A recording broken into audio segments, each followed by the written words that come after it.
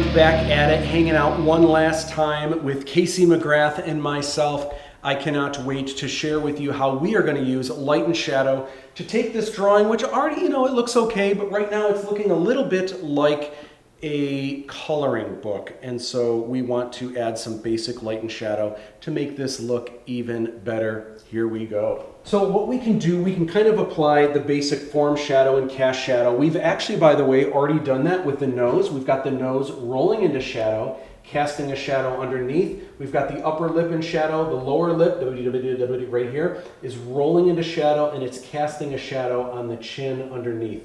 So what we're going to do for this particular head, we're going to have the light kind of straight up above. Let's have it angled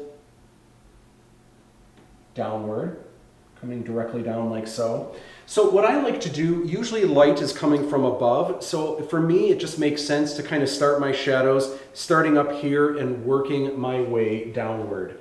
So what I'm going to do, you've got the hair, like these locks of hair that are kind of in front of the head a little bit. So I'm going to have a little bit of shadow here and maybe a little bit of shadow here. So I can go ahead. These are cast shadows.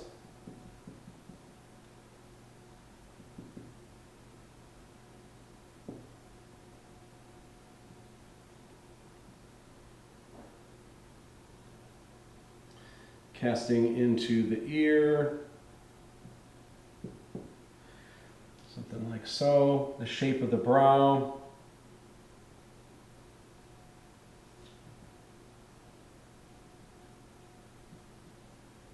All right, now we get to the brow.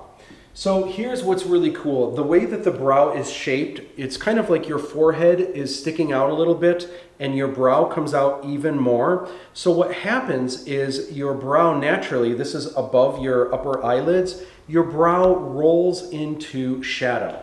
Casey, what is it called, the makeup that you put right here on your brow? What is that called? Eyeshadow. It is called eyeshadow, and you want to know why? Because this is where you naturally have some shadow. So one of the cool things about makeup that women can do is they can add fun colors, and it's helping to emphasize the brow. What we can do here, we can go ahead and we can add a little bit of shadow. Again, I'm doing cross-hatching, so this is going to look a little bit strange, but getting a little bit darker as we get closer to the upper eyelid. Then we want to leave the upper eyelids lighter for two reasons. For one reason, usually the upper eyelids are being hit by light, so it's a little bit lighter here, but also sometimes women are putting on a shimmery makeup here, and I don't know what that's, is that called highlighter or something? When you've got, you've got it, look at that. If you can close your eyes really quick. See that beautiful shimmery, what's that called? Is that called highlight or something? On my lids? Yeah. That's eyeshadow. Oh, that's eyeshadow too? Even on the lids? Mm-hmm. Oh, just okay. a different shade, a lighter shade. Gotcha. Well, you usually want to go a little bit lighter. And again, that emphasizes the difference between the brow and the upper eyelids. Okay, so right here we've got,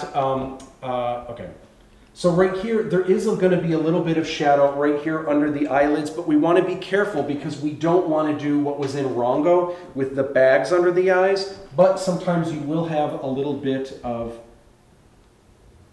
cast shadow here, and in fact, sometimes you'll even see cast shadows of eyelashes casting onto the cheeks like so. Now, for the cheekbones, remember how we started way back when and we drew this circle for the cranium and then you had to draw the jaw, and you were probably thinking, oh my gosh, why am I going to draw this? Do I have to draw the whole circle because I know I'm just going to erase it later? Here's the cool thing. You see this part of the circle under here that was the original cranium that we drew? You see how this bottom part of the circle looks like it's where the cheekbones would be? Guess what? That's where the cheekbones would be. Oh my gosh, mind blown. Now, we want to be careful. If you are shading with a pencil at home, that's great, and you can put some shading on the side of the jaw under the cheekbones here. This is really complicated for me because with markers, I either make a line or I don't make a line. So if I start putting in shading here, I run the risk of making this look like lamb chop sideburns, or this could look like grit or soot, or make it look dirty, or it could just look like there's weird lines in the face. Sometimes you can get away with putting in a line or two that just kind of emphasizes the cheekbones a little bit. Otherwise, for the most part, less is more. Now we've got the neck, and the jaw is protruding from the neck. Right now, without this shaded, it's almost a little bit lollipop looking, but if the light is coming down like this, there's actually going to be a cast shadow of the neck casting onto the head. Casting onto the neck, like so.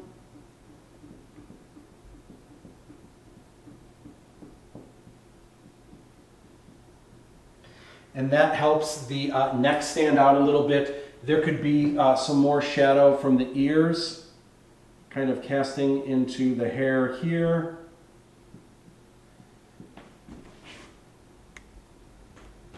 A little bit more cast shadow here, helping that stand off. Now, there is one more thing that we can do. A lot of times when you are drawing, you need to put your designer hat on and you need to think about the image overall. What is going to help sell this as an image? So right now when we look at this, we've got some really nice darks kind of in here in the face, but the problem is she's got really light hair, platinum blonde hair, and then it's this really light background. So her face is just kind of floating in the middle of this blizzard ice storm. So you really want to think about putting darks against your lights and lights against your darks. So one thing that would help make this image look a little bit stronger, because it is so light, what if we added some dark tone into the background? So I'm going to use, just for using a different fun color, give this a little bit of an outline. All right, so now I'm going to do some general, yes.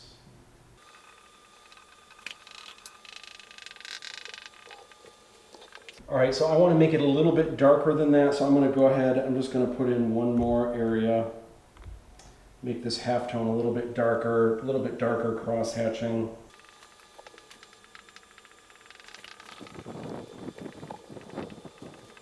All right, so hopefully it doesn't look like she's just standing in front of a screen door, but you can clearly tell by adding this tone in the background, this is really helping our character to leap forward off the page. You can see that she's got really light hair. You want to put darks against lights, lights against darks. If you want things to stand out, if you want things to disappear and not be so obvious, you can hide things in shadow, or you can bring things into blinding sunlight.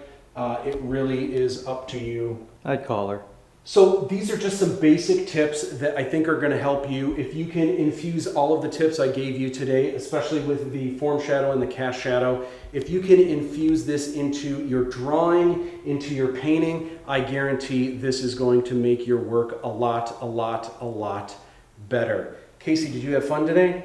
I did. You learned a lot. Did you learn a lot? Nice. I like it. Awesome. Well, thank you so much for helping today and being our model and helping me out with this. In the next series, we are going to talk about how to draw the male head. Now, there's a lot of similarities, but there's also a lot of differences. So this is a really important series of videos that's going to help. Today we talked about everything to make your female head look a little bit more feminine. In the next series, we're going to talk about the differences that you can do to make your heads look a little bit more masculine. Thank you guys so much. Matt, out. Did you enjoy class today? If so, give me a like. If there's something you'd like to see me cover in a future video, let me know what that is in the comments below. Be sure to subscribe if you haven't already. I've also got a video series called Sketchbook Challenge that helps your drawing, creativity, and fill up an awesome looking sketchbook. Plus, there are videos on You Can Draw Star Wars, Hollywood is Dead, and sneak peeks at the Aladdin 3477 motion picture trilogy. In order to not miss any new videos, hit that notification bell. Sharing is caring, and it's great to inspire your friends. Share this video on social media and your friends will share awesome art tips they find with you. If you're on Instagram, you can follow me at Matt_Busch_Instagram. I'll see you back in the classroom soon. Don't be tardy.